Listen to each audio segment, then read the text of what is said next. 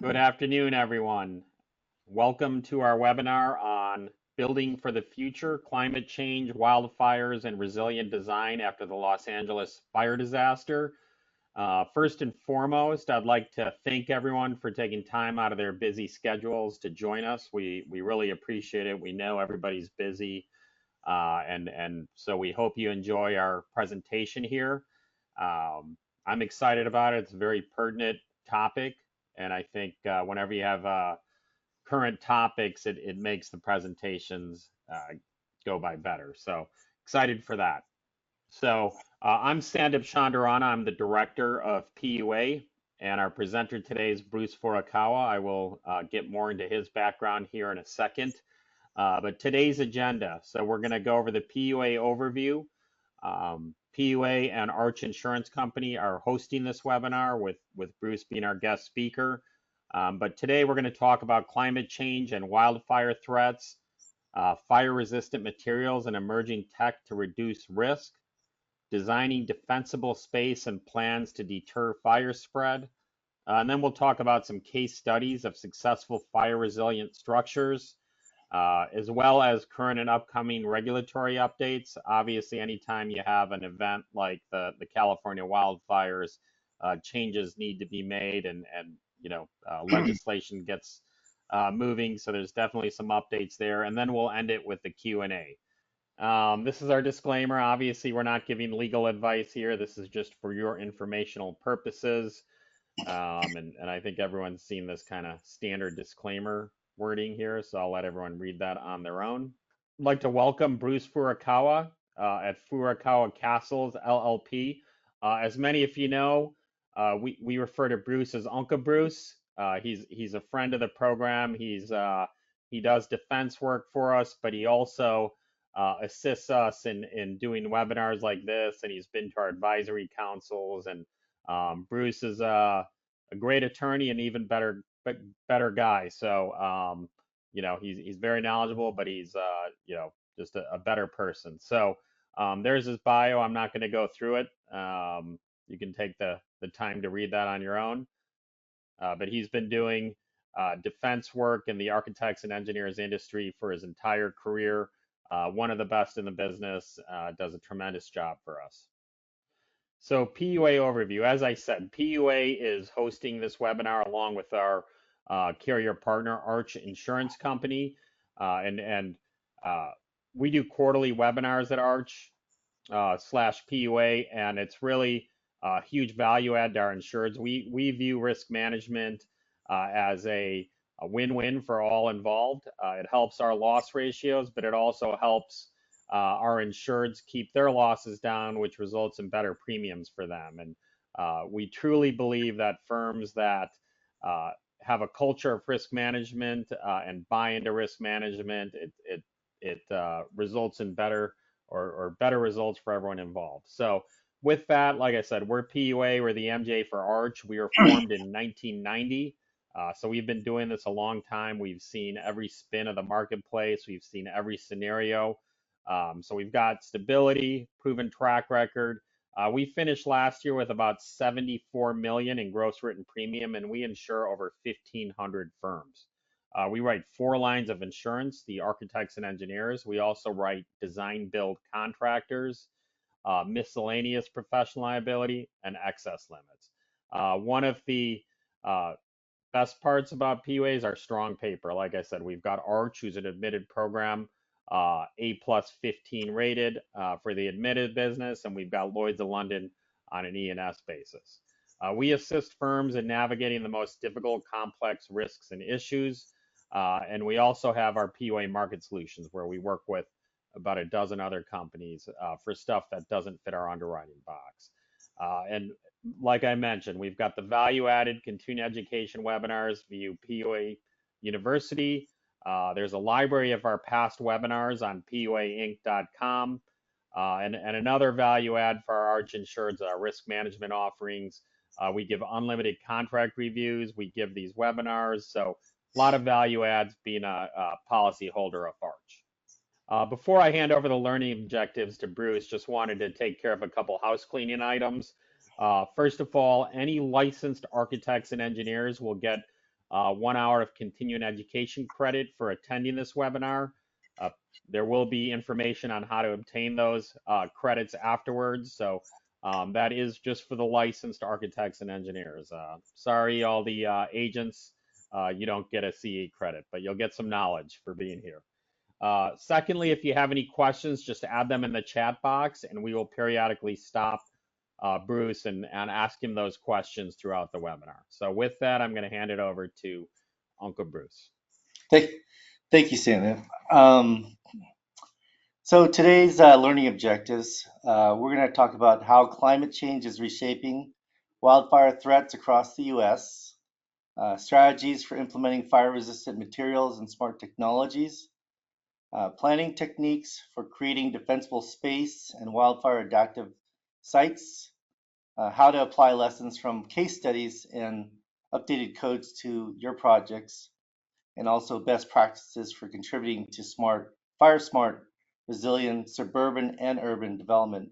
One of the things about this seminar or webinar is that um, a lot of this is personal to me personally because I live in California. I've lived here my whole life for the most part. I mean, I spent a few years on the East Coast, and it's something that I've seen personally change over time. Um, we've always had wildfires in California, but it just seems like it's gotten worse. Um, and this webinar gave me an opportunity to really go into it and dig a little deeper into what's going on here. And what I found, frankly, was fascinating and frightening, but also, I saw lots of opportunities for changes, and I'm seeing how people are actually applying some of the lessons learned from fires that we've experienced into policy, into codes, and that's been the encouraging part, I guess, through this process. We have at this point about 50 or so minutes, and one of the most difficult parts of putting this together was actually the amount of material that was I sort of gathered in the process. So I'm going to probably go through some of the slides pretty quickly, but I do want to kind of get to the sort of more interesting, I'd say, part of the webinar quicker rather than sort of delaying the process. So next slide. So building for the future, I mean, in the wake of the devastating California wildfires earlier this year, there is a need for wildfire resilient design, and it's even more urgent now.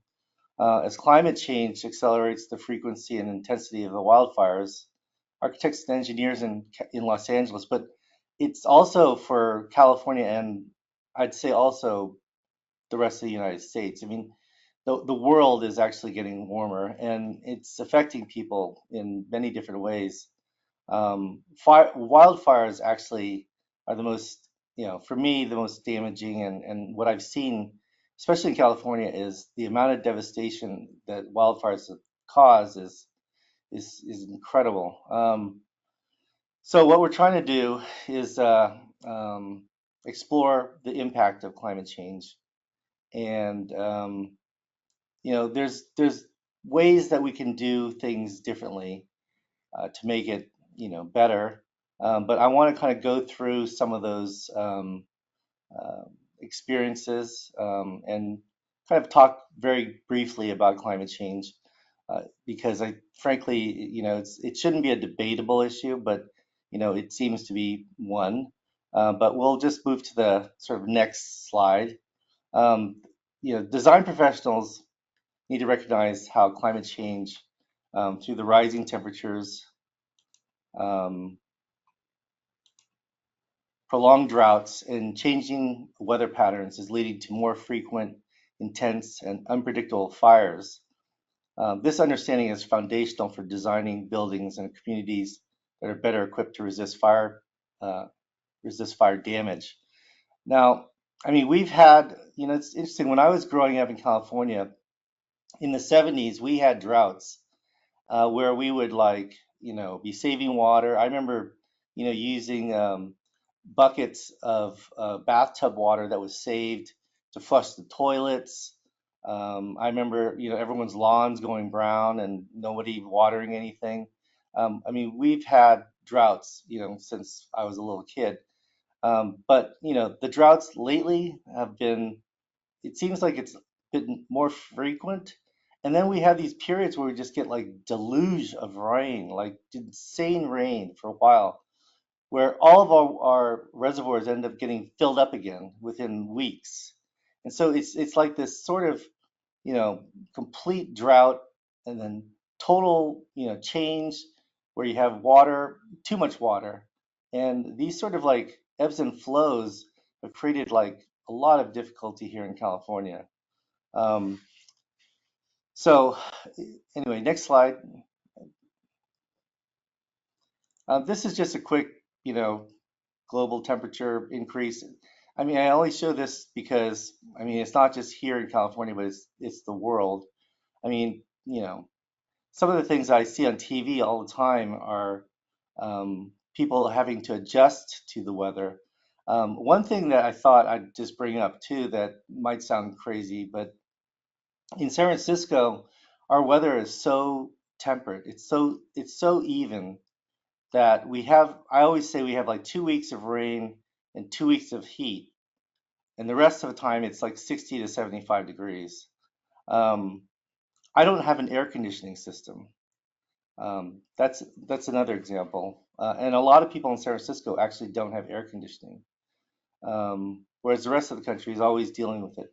Los Angeles, on the other hand, is different. They've always had warm weather, and there's lots of air conditioners down there. But anyway, next slide. California has also gotten warmer. This was a quick chart I wanted to show. And this is sort of looking into the future.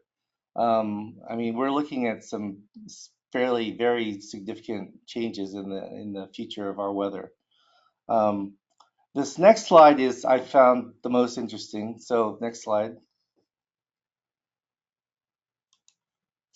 This slide is a slide that I found on the Cal Fire website, and it talks about the most destructive California wildfires in the last.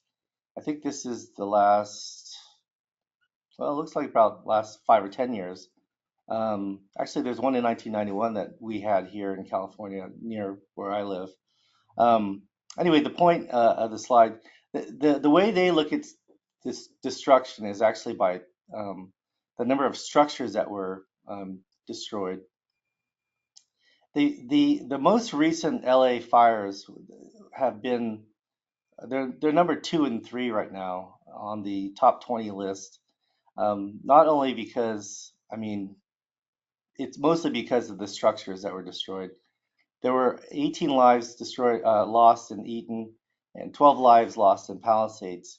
Um, this campfire is something that I think people may have seen presentations or, I mean, documentaries on. I think that would be considered where the Paradise, the city of Paradise was.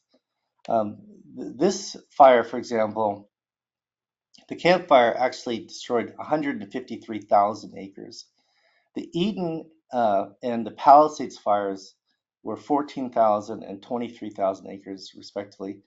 But it's the number of structures that were destroyed in these fires that made it so significant. There was also a third fire, I think, that was smaller, but it was going on at the same time. So they're essentially fighting three major fires in very populated areas all at the same time, which made it extremely difficult. And the other thing that I noticed that may not be something that's it's experienced by people outside of California as much, but the winds that they were talking about at the time were incredible. There's this thing called the Santa Ana winds, and these things blow so hard that they were just actually just making the fire spread very quickly. And dangerously across neighborhoods. And yeah, I think that wind, is another big factor. We have wind all the time, but I mean, the timing of the wind and the fires makes it incredibly dangerous.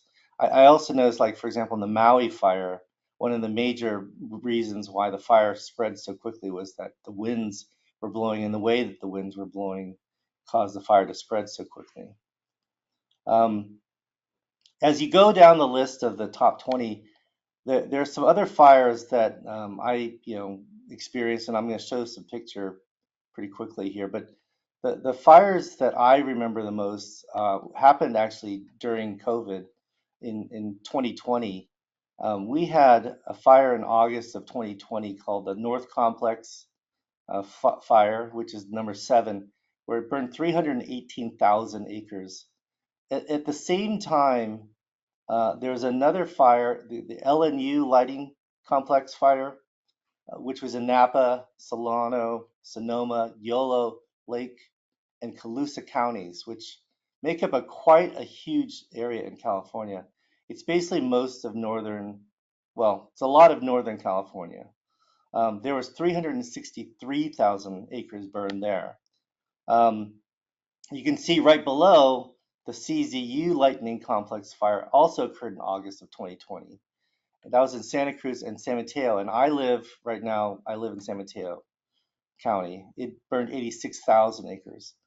Um, and then if you look a little bit lower, I think the glass fire in September of 2020 in Napa and Sonoma, that was 67,000 acres. So in the span of like 3 or 4 months, California, in my area, we had like almost 750, 800,000 acres burned in the area. And it got so bad, the smoke, that we would have, it would be dark, literally dark in the middle of the day. And so the next picture, if you can switch, this is a picture I took driving in Central California, and you could see it's all. I felt like I was in Mars. It was so orange at the time that uh, everything was orange. And you can see I'm also driving 62 miles an hour, probably because I slowed down to take the picture. But this is what it was like basically during this time when almost 700,000 acres was burning. Next slide.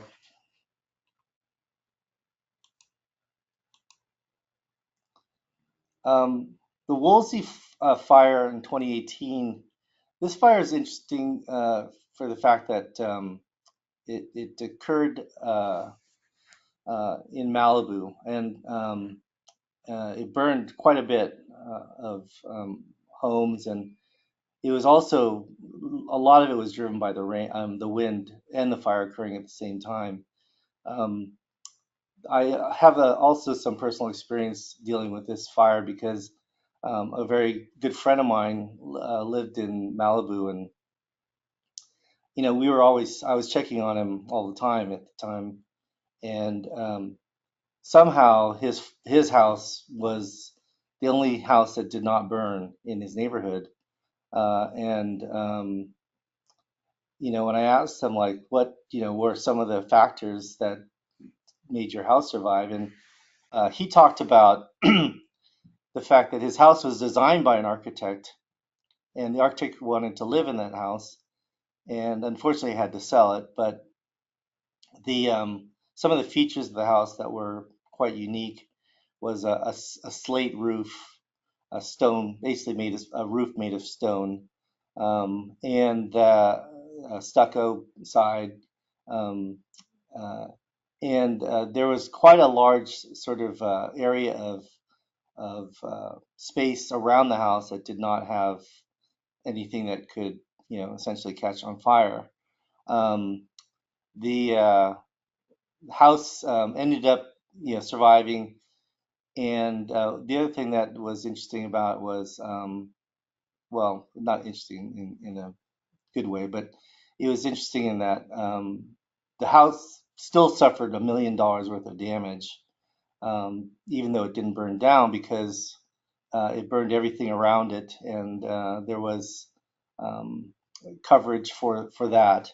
But there's also smoke damage and some other things that occurred. So even if your house doesn't burn down, there's quite a bit of other damage that could occur.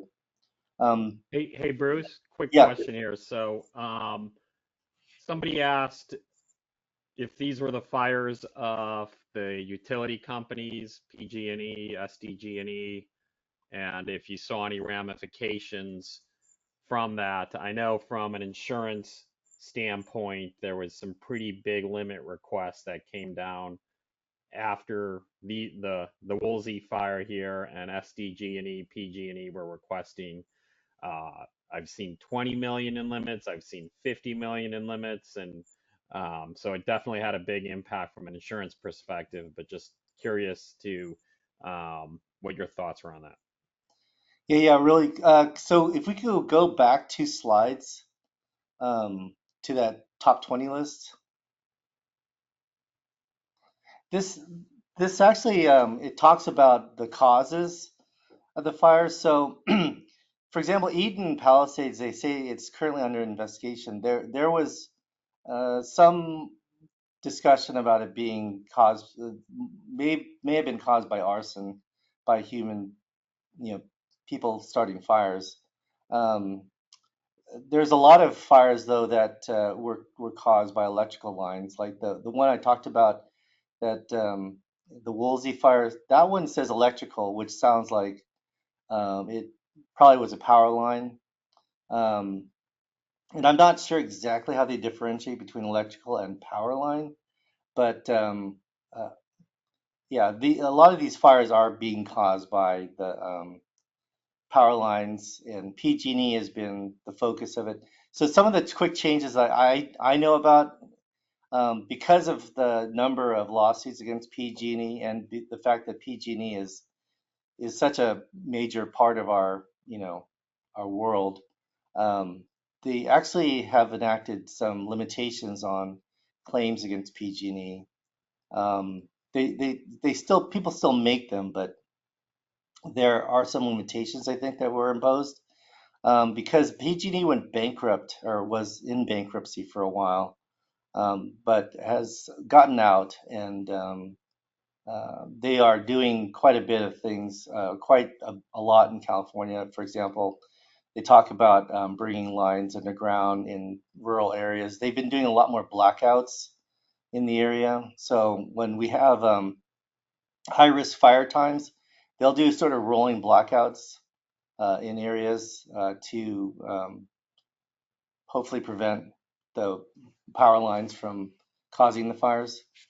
So it's there are things that have changed, and things that have happened. But yes, a lot of the fires are caused by electrical lines. Can you go back to the recent LA fires slide? So this recent fire was in the news, and it was very scary to watch, especially because it burned so fast, and they burned in these areas that were very populated. Um, I have friends down there that I was contacting, and they're showing me pictures, and it's just scary seeing the fire sort of coming towards them. And they, were they're at their home, and they shouldn't have been there, but there were things like it came so fast that they weren't able to do certain things to the home to protect it. And some people have these systems where they actually pull pool water out of the house, and it pumps onto their roof. So my friend's neighbor had this situation go, and had that system, and the house survived the fire. Um, they also, my friend's neighbor on the other side was talking about needed some help because they were going through construction, and they had a opening, a roof was being worked on, and they had a tarp that needed to be put back on because it got blown out of place. And when my friend got there to help him with the roof, the embers from the fire, 5 miles away, were blowing or landing inside his house where the opening was. So, I mean, a big problem with the fire spread is the wind takes these embers and then drops them on houses, miles and miles away. And so you have these kind of, sometimes you have these like little spots where, you don't understand why it started there, but it's the wind blowing embers all around. Um, and if we go to this LA fire, the this displacement of people is also a major problem that my friends have experienced. The friend that lives in Malibu is actually hosting a family that is um, that was burned out from Palisades, and this was in January, and they're still living with them 6 months later. And the other thing that was interesting is that this person's house actually was the only house that survived the Palisades fire in her neighborhood, and they still can't move back in there because of the cleanup. It's like the toxicity of the area and that kind of thing is going on. So this is the Palisades fire picture that, it really, this helicopter dropping water on the fire, it's like literally a drop of a drop in a bucket. It's just it does help stop the spread, but I mean, it's amazing. These helicopters go in and they're picking up water and then they drop it and then they go back for it. And they're doing this like they can do it sometimes every 50 to 20 minutes, but um, it's like the size of these fires is so significant that even dropping, hundred thousands of gallons of water on these fires, they, you know, oftentimes can't even stop the flow of the fire. Next slide.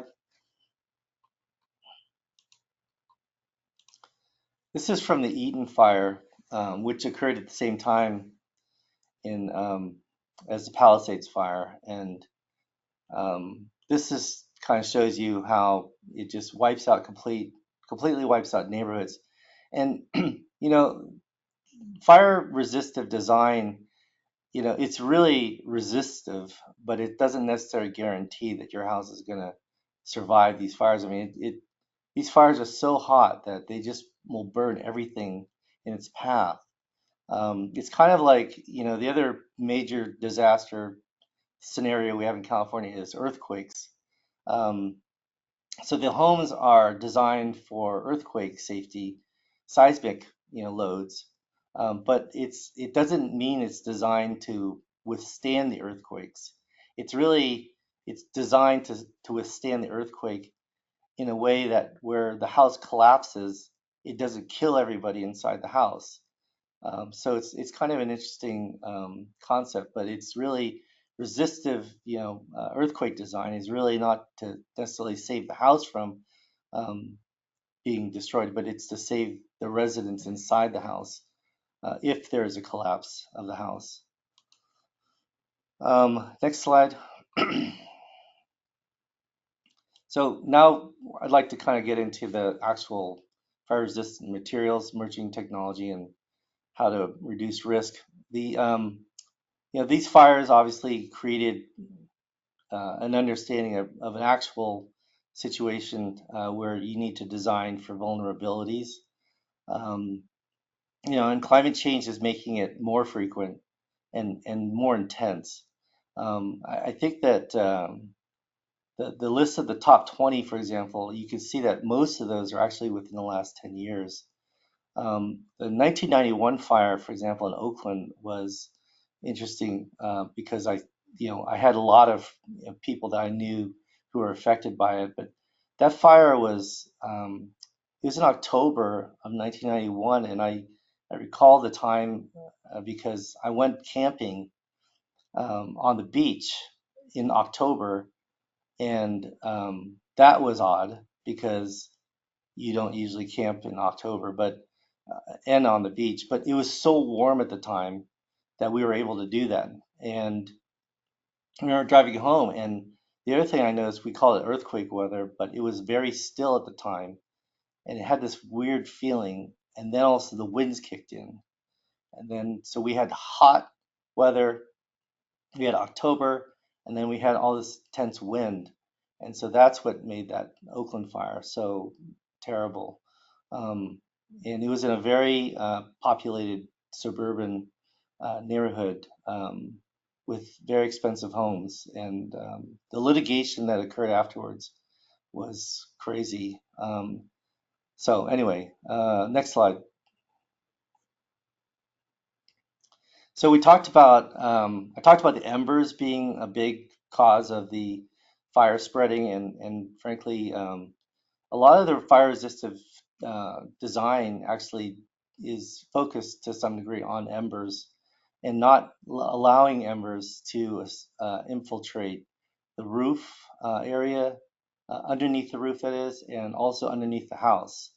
So I thought that was kind of interesting. And then, there's a lot of times a fire is started by radiant heat, just the heat being so close, it actually causes fires to occur within the home.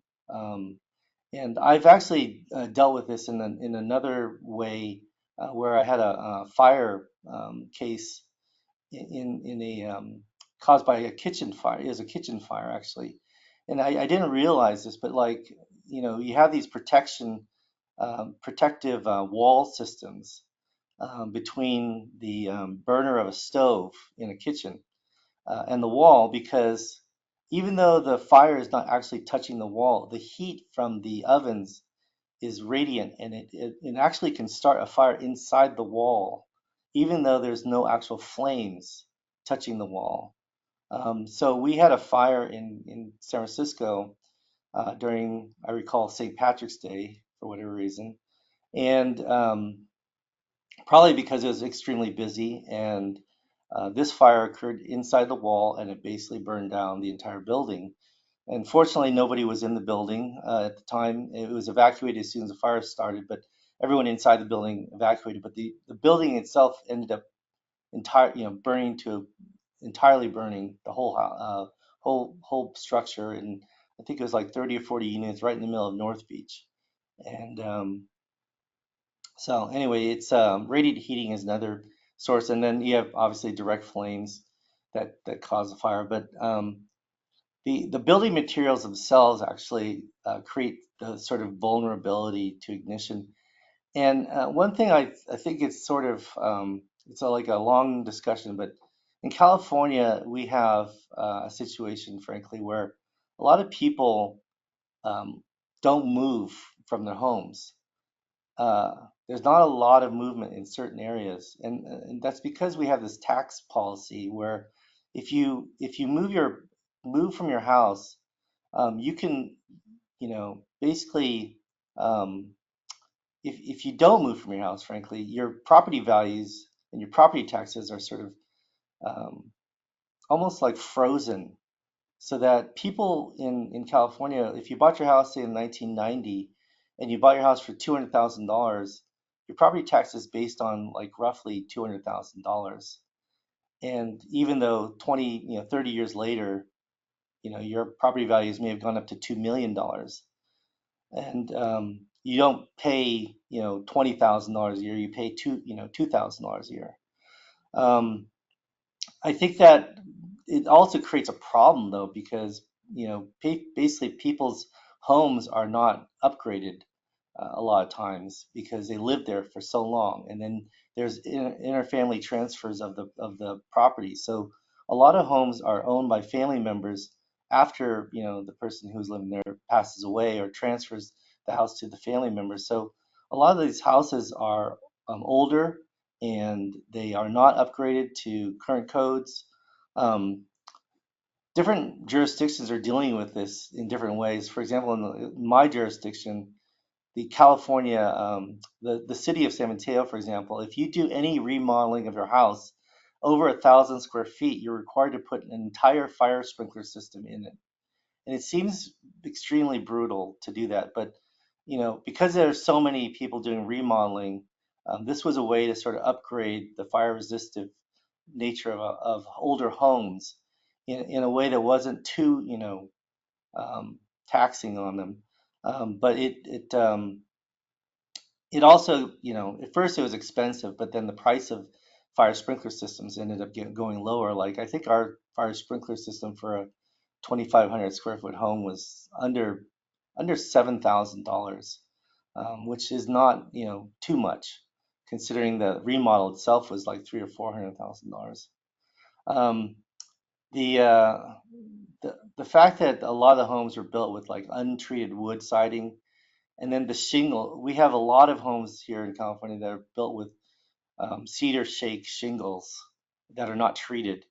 And there's a lot of wooden decks, a lot of redwood decks in the people's homes. And even if you have switched over to plastics and synthetics, used in windows and soffits, facades, they also can deform, melt, and then emit flammable gases under high heat, and which contributes to the ignition. So next slide, please.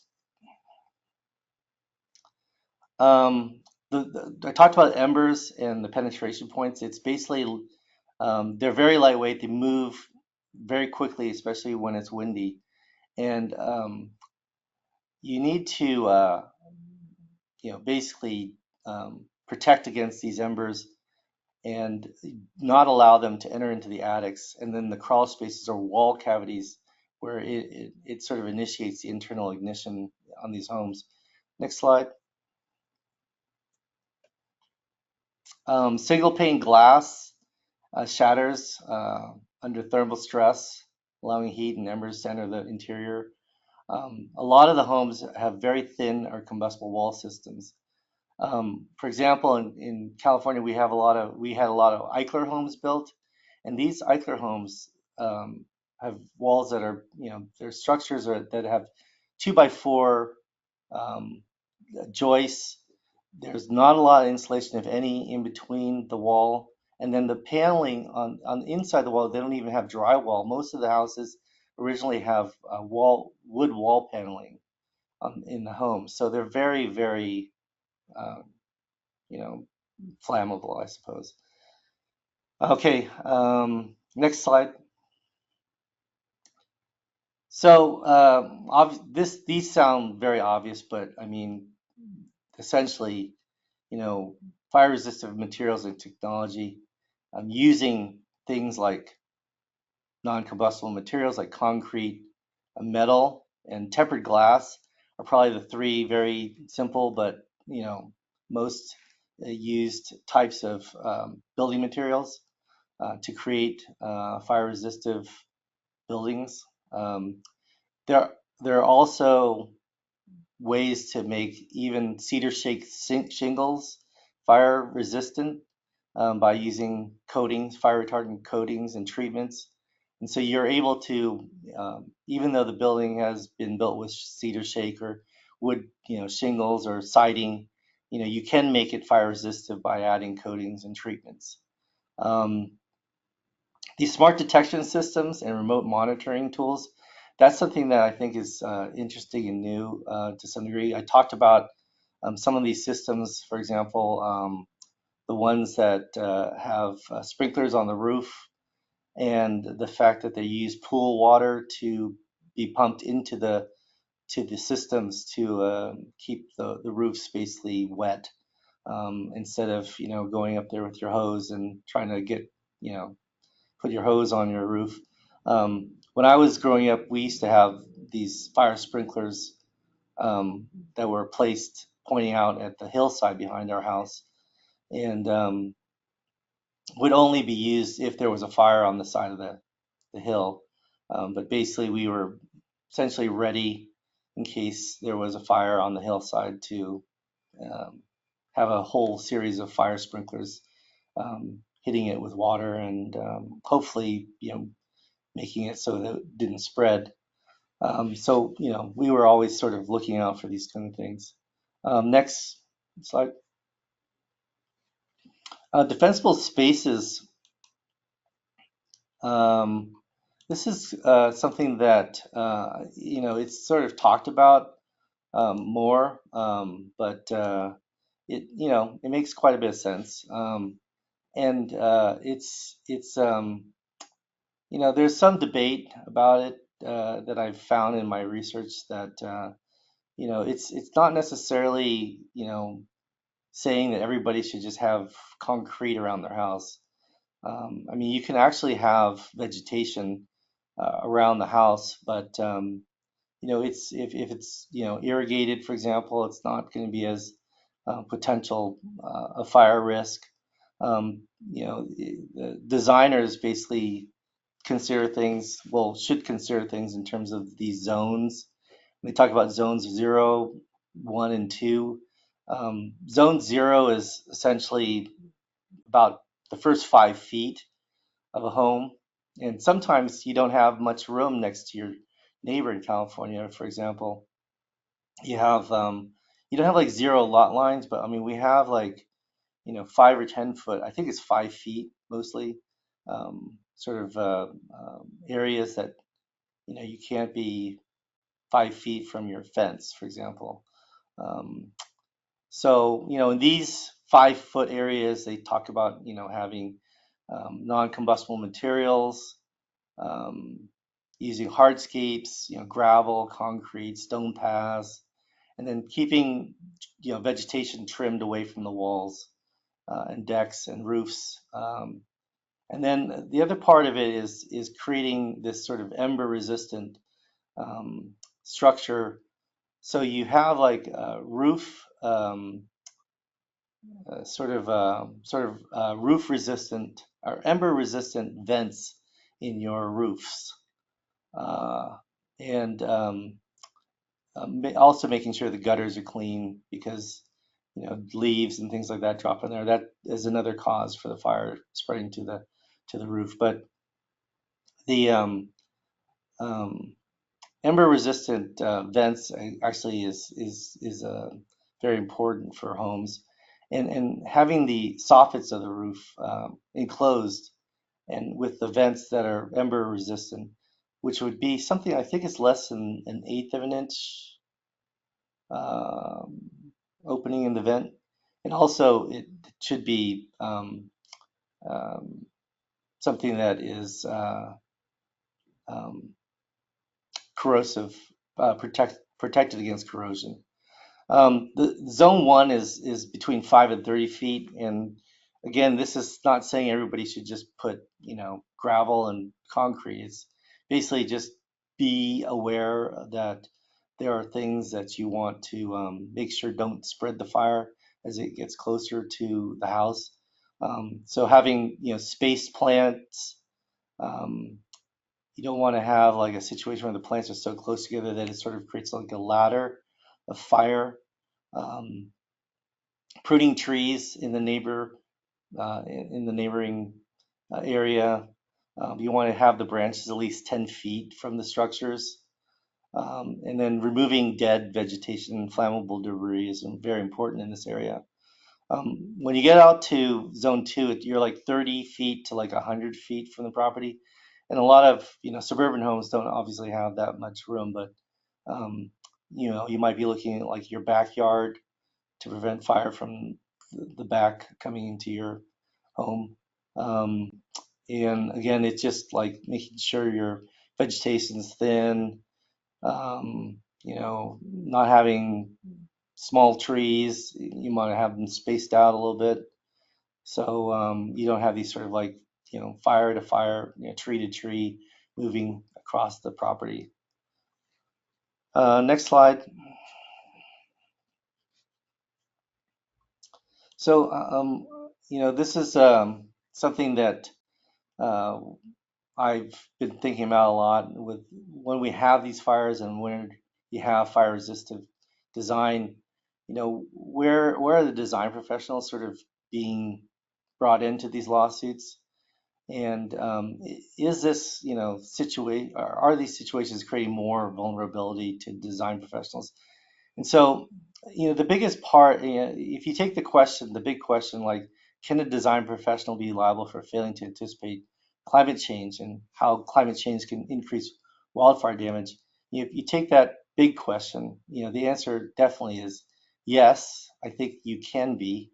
Um, and, in the past, this particular question, I'd say, was was answered in a way where it was sort of yes, but it's very unlikely that this is going to occur. But nowadays, I'm thinking it's more of a possibility, especially because of a number of factors recently. If we can go to the next slide. Um, and frankly, it's unfortunate, but I think that one of the big problems nowadays is that these claims are bigger. I mean, we're talking about more damage. And when you have like more damage, people are looking for somebody to blame. And at first it's easy to blame, you know, your contractor, um, or the developer. But as these entities sort of create protections for themselves, sometimes now the liability being bigger means you got to go outside of just your normal situation. And so design professionals, unfortunately, are becoming more involved in these lawsuits because, frankly, the developers of properties are becoming less viable as defendants, and contractors are also finding ways to be less sort of responsible for the work. I mean, you get into like the world of insurance and you start seeing policies that really have no coverage for a lot of these types of damages, whereas design professional policies, generally speaking, will cover damage to the extent that the design professional is found responsible. They don't have exclusions for like the work product, for example. Like in a lot of contractor insurance policies, they don't protect the work product of the contractor, which means anything that the contractor built is actually not covered under the policy. It makes the policy almost like worthless in a lot of ways. So when you have that situation, I find that you have more liability potentially. Um, so we're going to the next one. So when you bring a design professional in cases, it always starts with this, standard of care. And, it's like I was recently at a great conference and we spent an entire day talking about the standard of care with, 10 lawyers going through different scenarios. And so we could do the same thing, but I'm going to try to bring it down to a couple minutes.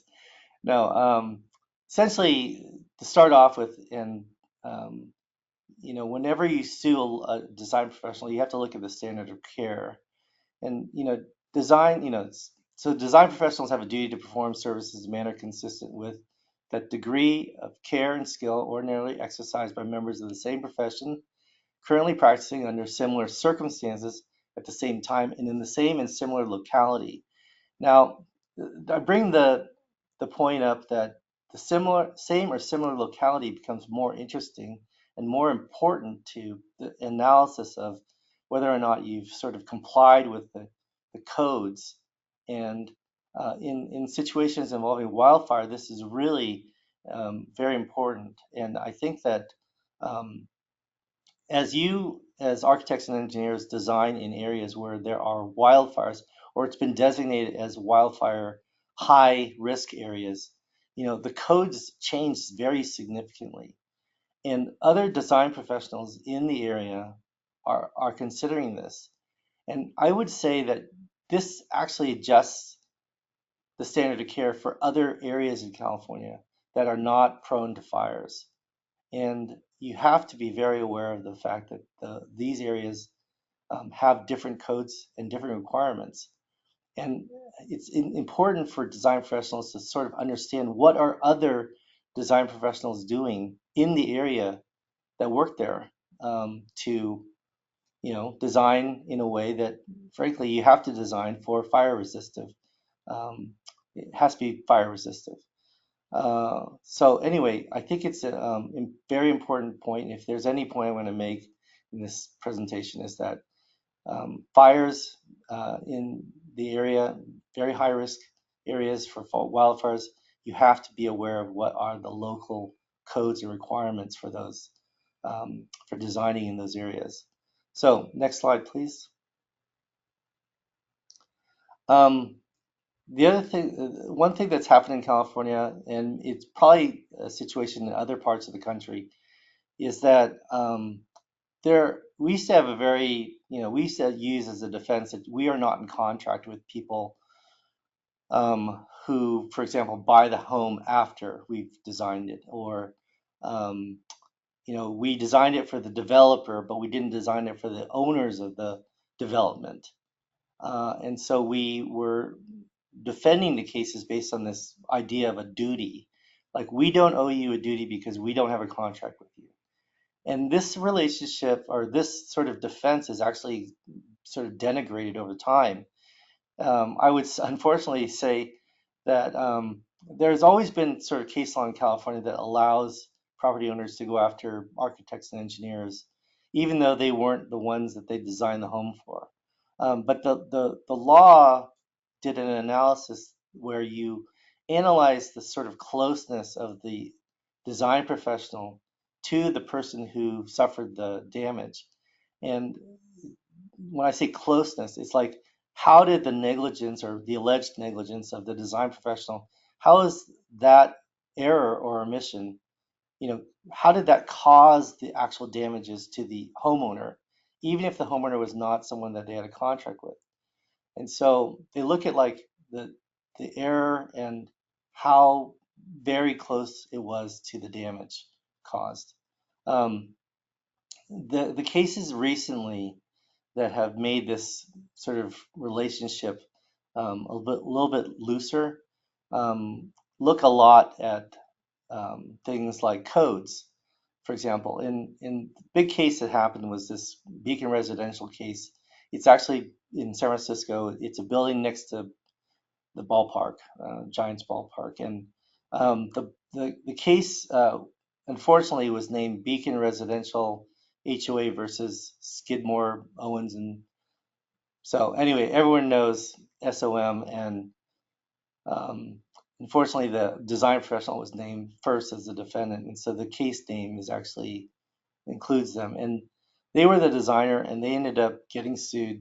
And the court in that case focused on the fact that even though the homeowner association was not in contract with the design professional was designing these building basically with the understanding that there was going to be people living in, and then that there was a code section that talks about the design professionals having to design to a certain standard in order to protect to some degree the life and safety of those people who live in it. So unfortunately, the code sections sort of made this sort of relationship between architects and homeowners closer. And so the defense now of non-privity or not having a written contract between the owner and the homeowners has sort of gone away to some degree, and they look much more at what type of damage was caused by the alleged negligence of the architect or the engineer. Next slide. So we have seen, an increase in those types of claims. Again, I think, some of it's because of the duty sort of being made easier to find a duty of care owed by a design professional. I also think the claims have gotten bigger. Severity has caused parties to go outside of the normal developer or um, contractor sort of realm of seeking money. So next slide. So the types of claims, uh, the claims for negligent design due to failure to meet the code, despite obtaining a building permit, that has increased. I'd say also that we're starting to even see situations where the designer maybe have met the code, but doesn't do what local designers do, or at least that's the argument.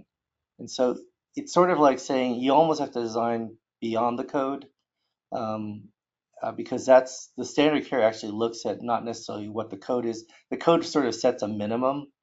I sort of, you got to at least do this. And then I think though, when you have a standard of care analysis, you may have to also look at what do the local designers do in designing homes. Sometimes they will, be like, again, much more sort of fire resistive in their designing practices. It might create a different standard to some degree than the code, but it's something to consider. And another one that I've seen is this claims against negligent design, claims of negligent design causing delays in the permitting process, i.e., multiple submissions or not understanding the process. So again, this kind of gets into understanding the codes, local codes, and understanding even local building departments, how they function, how they work, what do they look at, um, you know, uh, not understanding the process. And, one quick example I have on that, which I found um, shocking, but it also talks about changes, is in San Francisco, for example, they've implemented a system, electronic system where you now submit drawings electronically, or and for some people it seems very easy, but for other designers, they've had difficulties with this process. It's almost like the drawings themselves are not even, they don't even exist. I mean, they everything's electronically submitted. So uh, I've seen actually some difficulties from some architects having, submitting these documents using the system, and where it's considered not very complex to some, it's very complex to others. And so we've seen some difficulties and delays caused by that. Um, and then multiple submissions. This is another thing that becomes, a potential exposure. And we've seen, the every time you submit, because of the building departments being so overloaded, it causes like 6 or 8 weeks of delay, sometimes even more. And so every time you resubmit, it basically creates a longer period, another period of time where you have to wait. And if you have to do this 3, 4, 5, 6 times, now you're talking like that's easily a year or more process. Whereas people are expecting your building, drawings to be done in like 6 weeks or 8 weeks or something like that. And when you have multiple resubmissions, then you're going to have very significant problems getting your building permits. Claims for negligence for failing to anticipate costs for design. And I've actually recently had this situation where design professionals are getting sued because they didn't understand that if they were to do certain types of designs, or if they were to implement the designs that were initially asked for by the homeowner, that they would have um, very significant infrastructure costs that were being added on to their permits. So understanding that and knowing that is very important. I think I talked about my fire sprinkler system, which ends up being a very small charge. But anyway, uh, I just realized we're probably getting close to the end of the time. Okay, so the uh, those are sort of the claims that I was talking about. We move to the next slide. Oh, Yeah, you're so gonna go. so Bruce, yeah, we appreciate it. I know we're here at 1:59. Do you have any closing comments? I know your presentation got cut a little bit short, but if you have any closing comments, you got a minute here to wrap it up. Yeah, yeah, no, thank you. I think that again, the standard care, I think it's affected by fires, and it's just, in terms of going forward, it's just really important for individuals to consider local codes, local sort of ways people deal with fires, and in that way, you're going to be able to basically implement designs that are going to keep you out of trouble. And I think that's the whole point of what we're trying to do here is protect design professionals from getting in trouble going forward. So thank you. Awesome. Thanks, Bruce. And I know we did cut the presentation a little bit short, so if you have any follow-up questions, feel free to reach out to Bruce or myself.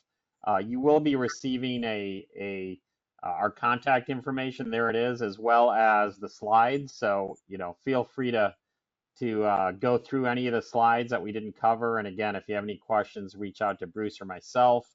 If we could go back to the continuing education slide real quick.